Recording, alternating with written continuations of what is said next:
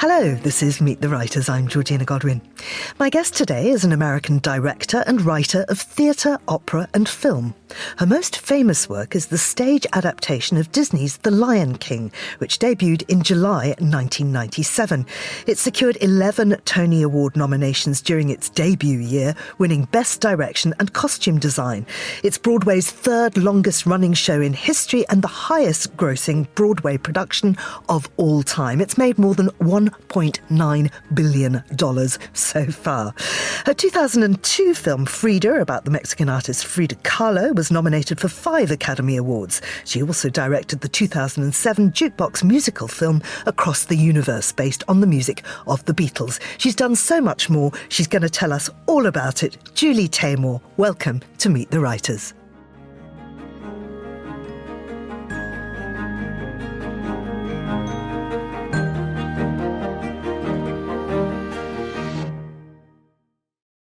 There are so many ways in which to describe you. You direct, you write, you sculpt, you screenwrite.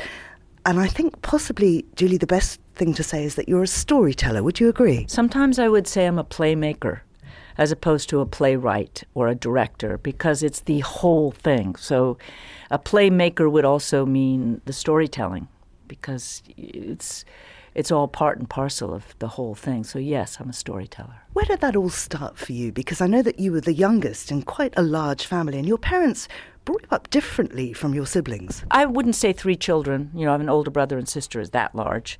But I am 6 or 7 years younger than my older brother and sister, and we lived in the suburbs of Boston, and since a very early age, we did a lot of playing, you know, which is, I feel so bad for kids who have these iPhones and computers because they don't play the way we did.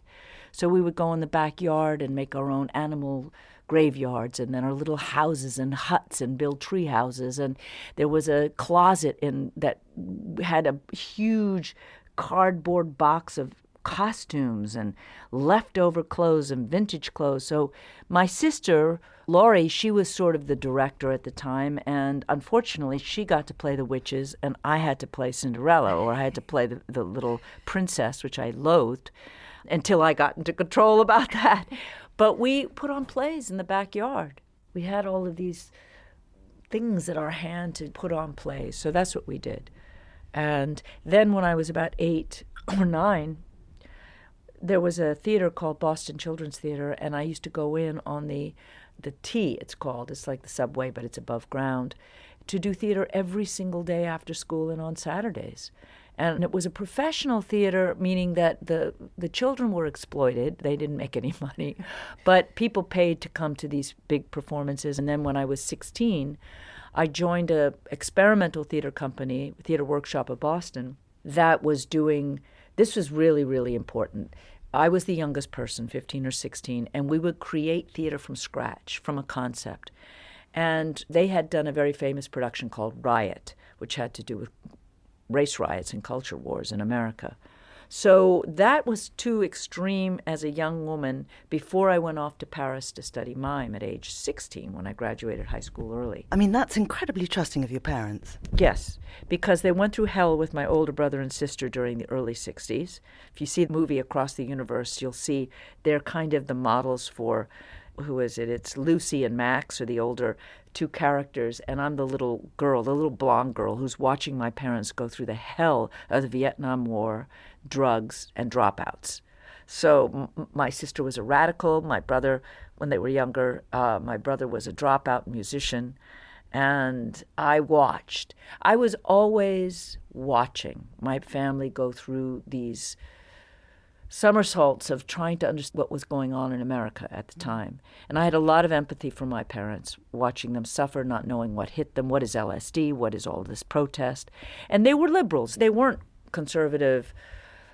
You know, they were very smart, liberal, arts-oriented, free-loving parents. But by the time I came along, because you asked about this, my father just said, okay, she's yours. And my mother gave me tremendous freedom. So I graduated high school early and went off to Paris and lived with a 21-year older woman and studied mime at École de Mime Jacques Lecoq. And became an adult. Tell us about Bali and the volcano. Oh, that's after 2 years. I lived in Indonesia for 4 years. I went for 3 months and stayed 4 years on the Watson Traveling Fellowship. The second 2 years I was mostly in Bali because I started a theater troupe there of Javanese, Balinese, Sundanese, masked dancers, musicians, actors, puppeteers. But the right between, after the first 2 years where I had been living in Yogyakarta and working with a great Javanese Muslim playwright, W.S. Rendra, they encouraged me to do my own work. The Indonesians said, go on, do your own work, create. And I learned how to carve shadow puppets out of leather, and I was sculpting in wood, and I've always been a sculptor. I've always been, whether it's making masks or small sculptures, I'd always been a craftsperson. But by the time I had been there 2 years, I had created my first original show called Jalannya Salju in Indonesian, Way of Snow. And it was a trilogy told through imagery and music, so it could transcend culture, which is something I've done now since I was 20 years old. You know, the actors brought the material, and we used our bodies. Mime school was a part of that. So I had all these disciplines to be able to tell a new story. And in Bali, I had been in Indonesia 2 years, and I decided to stay and start a theater company there. And in Bali, I met this outrageous he says he parachuted himself down into the jungles of Sumatra. I don't know, but whatever it was, he was living his name. He had a Balinese name, Nyoman. He was a wild guy, and he and I took a trip up to Gunung Batur, which is one of the live volcanoes up at Lake Batur, which is considered the Bali Asli, which are the original Bali. They don't feel like they were born there. I mean, the gods created that culture coming from that volcanic lake, and I were there for a initiation ceremony that happened every 5 years for the young men in that village in Trunyan. But before that, we were on the other side of the lake. It's such a long story, but we were on the other side of the lake, and he suggested we climb the living volcano. Well, there was sort of two volcanoes next to each other. And we were in rubber thongs and sarongs. I mean, I was 21 years old. He was a wild man, as I said. And we climbed up this volcano, and we were at the top of the dead volcano. And I couldn't go down the way I came up. I was terrified. I got down on my knees and had my knees gripping either side of this ridge, and I was on four like a cat with the wind blowing. I let my camera go down. I just concentrated on that line like a cat right before me and got to the other side, and there was Nyoman in the sulfur smoke, like with his sarong and his stick, like Moses he was in the clouds.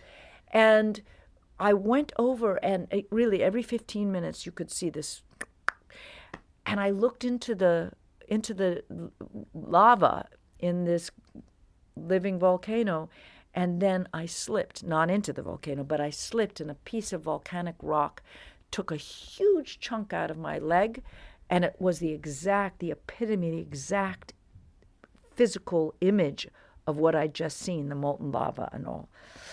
So Nyoman took some tea in a canteen and tried to clean my wound and wrapped it up, and then we went all the way down. That was amazing. And I mean, also because all of this leads up to the book that was written about you, which is Playing with Fire. Well, it's written by me and with two other writers who one for film and one for theater. Well, the thing is that we were able to go to the ceremony, which was rather astounding across the. All of this is leading into me deciding really I'm going to stay in Bali, create this theater company of Javanese, Balinese, Sundanese masked dancers, musicians, all of them together. And then we toured Indonesia. And when I got to Indonesia, and particularly Bali, then, 40 years ago, arts weren't leisure. They were it. It was absolutely fundamental to your everyday life, to your everyday living. And I was so moved by how the performances were integrated into life, so that there wasn't a word in Bali for artist. This is what you do.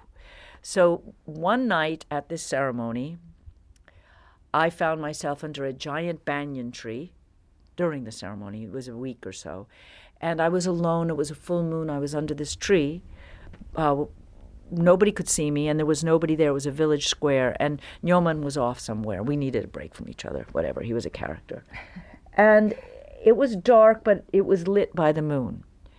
And from the far end of the ceremonial ground, that square, I could see light bouncing off of multiple mirrors on these costumes.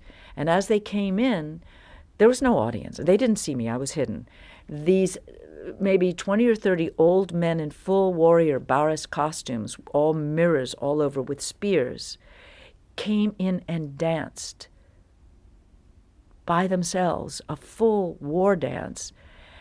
And I'm taking this in, I'm going, there's no audience. There's no, all the stuff we have around what it is to be an artist or to be a performer, to be a theater maker.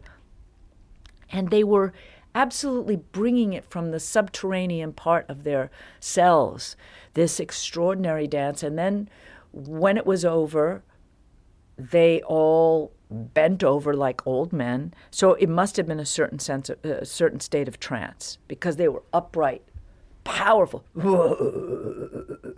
These voices coming from the bowels, these were incredible. And as soon as they became old men and bent over and disappeared, a young man with a propane lamp came, hung it up on a tree branch, brought out the curtain that is movable, the square filled with families, children, and for 9 hours they put on a full opera, Arja. And I had that light bulb go off and said, okay, the first thing was an offering, was a prayer to the spirits.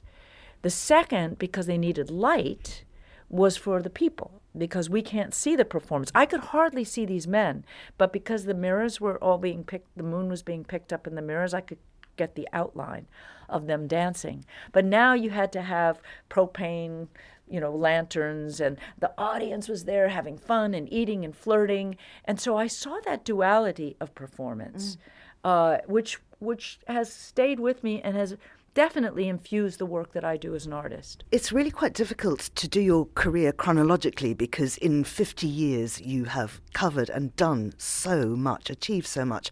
So I wondered if we could look at it thematically, and perhaps we'll start with the work that is best known by everybody all over the world, the thing you're celebrating 25 years of today, this year, and that, of course, is The Lion King. Now, this was a script that it existed, it was a Disney animated film, but you took that film and somehow made it into this extraordinary stage production, drawing on those mask techniques, that sculpture. Tell us about how you made The Lion King. Well, the script that existed was the animated film script. That wasn't complete. That film is 70 minutes long.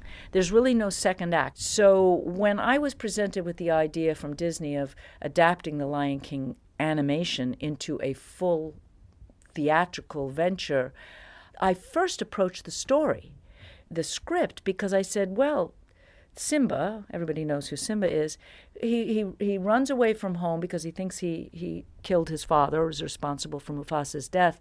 But then in the movie, he just comes back and gets the mantle of kingship without any of the hero's journey. So knowing those kind of touchstone mythological points, I said to the Disney folk, we've got to extend the second act, and Simba needs to go through that prodigal son experience. He's got to go through hell in order to be able to be given the right to become king when he comes back. So I knew those things from my experience in Indonesia. I dealt with shamanism, trance. I knew it from my studies, from my intellectual studies. So I decided to, one of the first things was to transform Rafiki from a kind of male butler role to a shaman, a sangoma from South Africa. And they were completely open to that because the women's roles were not good in The Lion King. We all know in fairy tales there's always the stepmother, otherwise the character has no reason to run away from home. So the women are all bad. She's either dead or it's a nasty stepmother. So we are aware of how that's part of the storytellings of many cultures. And I knew I had to strengthen not just the Rafiki character, but make her a female character that's not about being the nasty queen, the witch or the princess, the three main parts in fairy tales that women had. She's the wise one. She is the healer. She is the character that sings the opening song, The Circle of Life. I was saying, well, in the movie, you don't see the voice of the female who's singing. On a Broadway stage or a West End production, you absolutely need to know who is that singing that. So I made Rafiki a very different character for The Lion King. They were absolutely behind it. And I knew a South African actress who had actually won the Olivier Award. She'd been here with Poppy Nongena, Tuli Dumukade. And she was in a show that Elliot and I, my other half, the composer, we had done a show that won many awards called Juan Darien, and she was the lead singer. And I had called her up and I said, Tuli, I need to pull some South Africans. I wanted to bring the South African choral part to the forefront. It's in the background as music. Choral music. And so we got Le Bohème, who had done the background music, to then become part of the foreground. So maybe half the songs are Elton John's, and even more are Le Bohème's songs. And they're in Xhosa, Sesotho, Zulu, 2 or 3 other languages as well.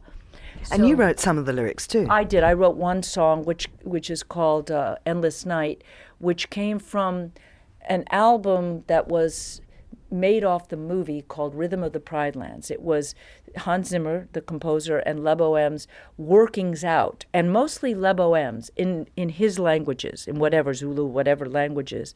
And I was offered, because the movie only had 5 songs, Elton and Tim Rice.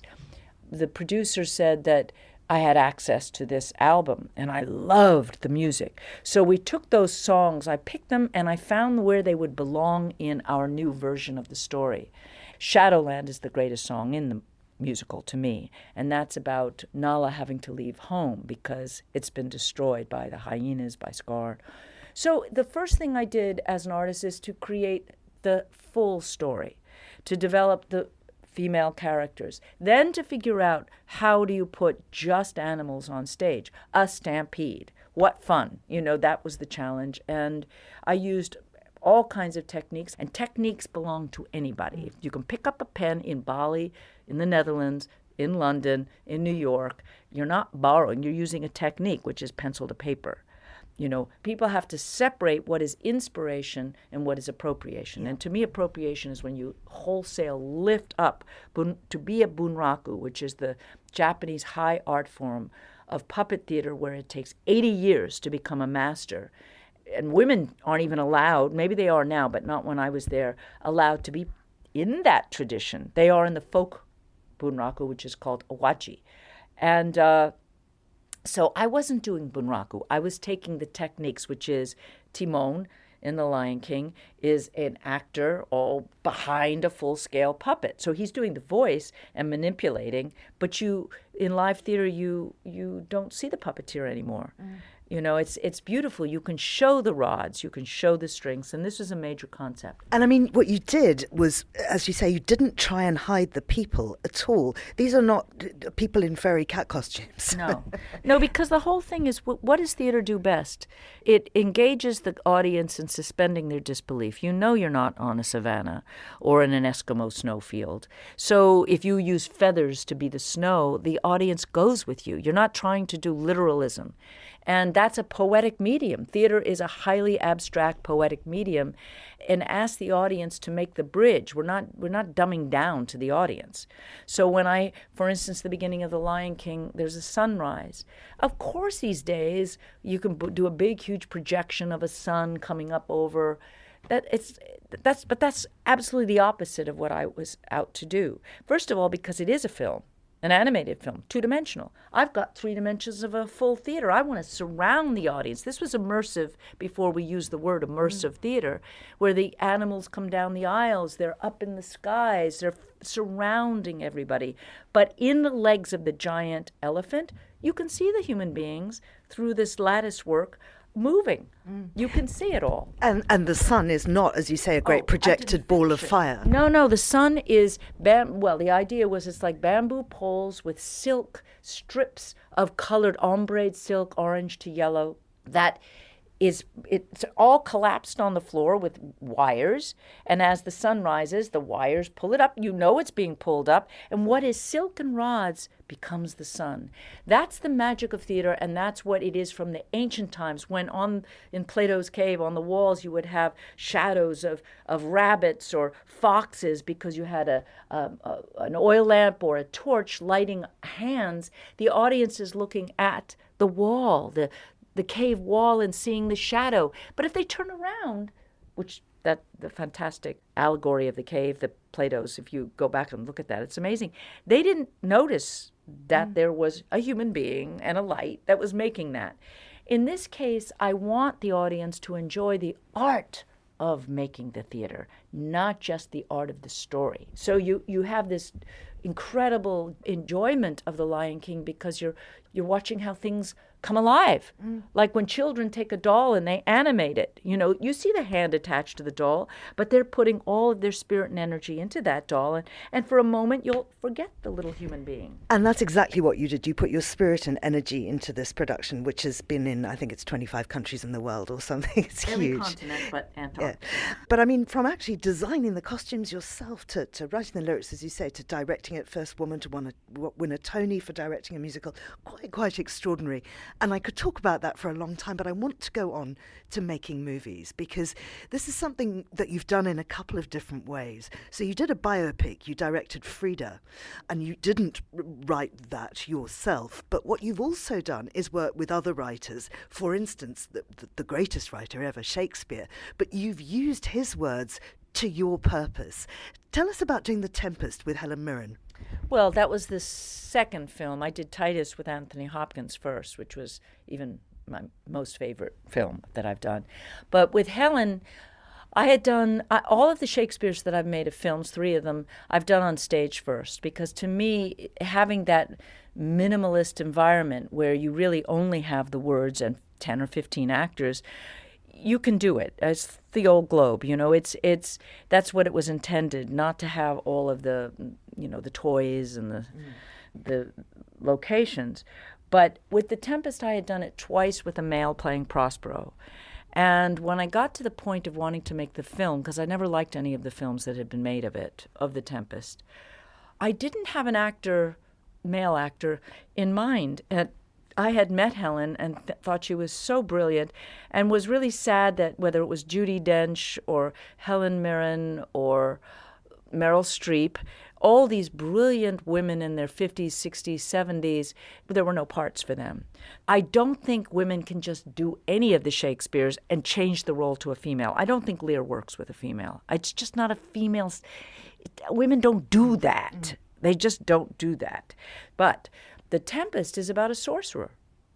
It's about alchemy. Women were put to the stake, not men, mostly. Women were, it was illegal for a woman to engage in that kind of science. And women were allowed to become dukes. So if you took the story and you made Prospero Prospera, it was perfect for Helen, because she was able to bring all of her Shakespeare experience, her grace, everything about her as an actress, and it was amazing to do. We did 2 or 3 weeks of rehearsal in London. I had mixed American, British actors. Ben Whishaw played Ariel, and we had to figure out what that relationship was. So I like to start with no gimmicks, just obviously Ariel is air, and Ariel cannot be grounded like in the theater if he's human on the floor. In my theatrical version, Ariel was, like I described the Bunraku, it was an actress in black, and she manipulated a kind of, I can't explain exactly what it looked like, but it was a head with a piece of white silk. So it literally could land way up on the pointed finger of Prospero. I didn't want to do that in the theater. That's why I cast Ben Whishaw. I'd seen him acting here. And I thought, okay, when we rehearse, he'll be on the ground and we'll do it. But when we made the film, then I could do what film can do. And I could make him fly, I could make him get small, I could make him disappear. And it was always Ben. It was always had the human element of that character. I want to go on to opera. Oedipus Rex was your first. You did that in Japan with the fantastic American soprano Jessie Norman. Mm-hmm. And also great Welsh bass baritone Bryn Terfel, and the best tenor, English tenor Philip Langridge, who I think he's passed away, but one of the great actor opera singers. Seiji Ozawa conducted, and they offered me to open a whole new festival, the Matsumoto Festival, the Saito Kinen Festival in Matsumoto, Japan. Again, because Stravinsky and Cocteau didn't want Jocasta and Oedipus and the characters to just be human, grounded humans, they had demanded in their stage directions that it be done by masks, a la the Greek style of theater. I don't think you can put a mask on a face of an opera singer because they're resonating, whatever you call them, the resonators in their forehead. Jessie Norman, do you really want to cover her face? So I did, before The Lion King, I did this thing of taking cycladic sculptures as my inspiration, which are these human, beautiful, it's my favorite art. They're very small, from the Cyclades, and I created larger-than-life masks on top, heads on top, and larger hands. So you had the human and the abstraction simultaneously. Quite extraordinary. You talked about Across the Universe earlier, and you were talking about your siblings. So the Beatles and your family, tell me about that crossover. Well, I grew up loving the Beatles. You know, I was 11 or 12 when they were at the height of their... I was born in 52, so, 10 years old, and when our story takes place, but it's not about the Beatles. So we took 33 Beatles songs and told the story of 6 young people, one from Liverpool here, Jim Sturgis played that part, Jude. They were all named for the songs, which, it's like there's a Lucy, there's a Max, there's... Jojo, Prudence, and the songs that we know that those are connected with those names, therefore are in the musical. And people like to say jukebox musical, but it isn't, because this story was created picking the songs. I had a lot to pick from, and then the story was told through the songs like any normal. We architected the script with the songs, so the songs pushed the story forward, which is classical musical style, script style. But it was never done on stage. I'd love to do it on stage, but we haven't been able to get the rights yet. And so we did it as a huge, large-scale movie musical that takes place pretty much from the 7 years of the Beatles squished into 3 or 4 years of time. We have the Vietnam War, we have the hippie movement, the drugs, we have the free love, sex, we have the robust anti-war protests. It goes from the innocence of the Beatles with I Want to Hold Your Hand and She Loves You, Yeah, Yeah, Yeah, through the protests of revolution. And, we were able to have the songs really represent the passage of time for these 6 young people who go through the traumas of that era, the joy and the trauma. And you have the psychedelic I Am a Walrus or Lucy in the Sky. So what the Beatles were going through between England and America, we put into these 6 young characters. And I absolutely adore this movie. I mean, the amount of work that you've done and the amount you've contributed to the artistic scene is quite startling. I'm surprised that, in fact, you've only produced one book, Playing with Fire. Tell me about that. No, I have books of all my films. So the film script for Titus, the film script for Frida, the film script for The Tempest, they're beautifully illustrated art books. Do you illustrate them?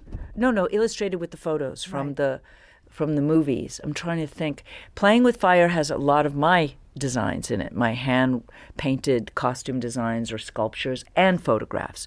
So that's just a compendium of a lot of my theater, opera, and film, but it ends with Across the Universe, the Beatles musical.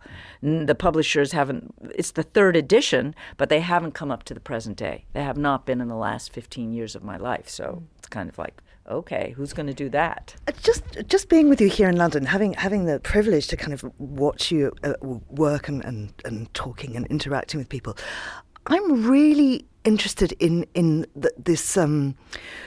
where the intersection between creativity and business comes? Because all of this that you've been talking about is fantastically creative. I mean, this comes from this huge well of talent, clearly. But you're also fielding calls. You're also directing stuff. You're also dealing with multi-billion corporations. Well, I'm trying to raise money for my movies and my theater right now, and that's what we directors don't ever get to be released from, which is the next musical that Elliot and I want to do, the original musical. We did a workshop here in London at the Battersea Arts Centre in May, and it was spectacularly received, but also beautifully performed by great artists from India, London, Trinidad, New York, and California. And now we're trying to raise the funds to do it. It's not on the scale of Lion King, but it will be a fully visualized, wild piece of transnational theater. It's not an Indian musical. It's not an American. We are Americans, Elliot, the composer, and I. But the story crosses culture, which is what I've done. You see, if I've traveled since I was 16 years old to Paris and then onward to Asia, I've spent many years in Asia, living 4 years in Indonesia, a lot of time in Japan, and India. I've been to India a number of times. I shot part of the Gloria's movie in India, part of Gloria Steinem's background, another biopic, but very different than Frida. So that bugs me that I can't just do the work, just sculpt, go back and do the design, and then, bring the people together and do the rehearsals, that I have to be the one also driving the fundraising. I mean, we now have some producers who really love it and would like to start. We'd like to start in England, but we need to find the right place. We don't want to go straight to the West End. It's so original and so unusual that we need to make sure it works outside. You don't want to waste all the money. You want to be careful. Yeah. So that's where I am right now, post the 25th anniversary, having meetings. I just have to ask one more question, really, and I don't know if you can answer it, but it is, what is creativity? Can we all tap into what it is that drives you? Well, I think children have a lot of creativity before they're told there are boundaries.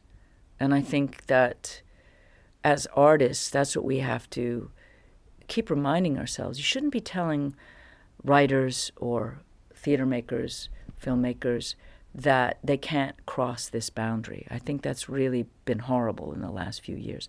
I think we need to listen to all kinds of people's stories, and that has been a plus, right? That people whose voices we haven't heard are putting them out. But the amount of censorship on full creativity is appalling to me. Who has the right to tell what story? If you tell a story that's coming from the bottom of your heart or the whole heart or whatever you want to say, and it's done well, it doesn't matter who you are, where you were born. Like when people ask, oh, you're from a suburb in Boston or whatever, I say, no, I actually was born in Indonesia. Now, what I mean by that is not where my blood and the semen that put me together or the birth that came from my mother. It's where I was inspired, born as an artist, to see outside of my limitations. And I think limitations are very good, but not in terms of creativity.